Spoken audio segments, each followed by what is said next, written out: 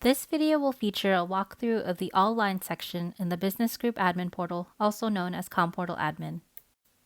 To access the CommPortal, go to www.uit.co and hover over Resources. From here, you can click on CommPortal Admin, which will lead you to the login page. To log in, enter your business number that has been set up through Utility Telecom and your personal password. If you don't remember your information, you can always give our customer care team a call at 877-965-7800. Once logged in, you will be taken to a home page where you can see sections for groups, all lines, and services on both the main page and the tab on the left-hand side. Let's start with the User section.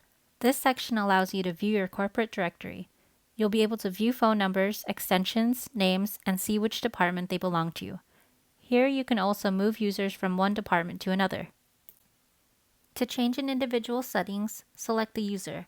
The blue circle on the right-hand side of their name will allow admins to view individual settings, edit personal details, reset lines, or unlock accounts.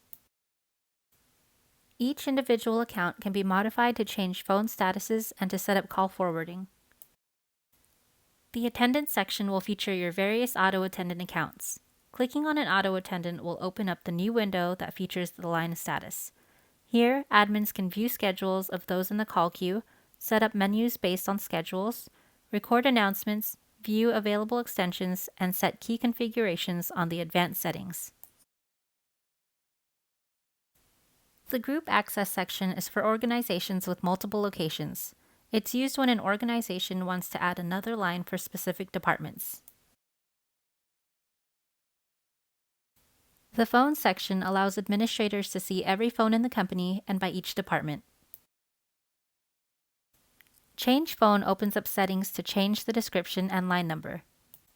Since CommPortal is a web portal, all of these configuration options are applicable across all platforms such as desktop, tablet, or mobile phone.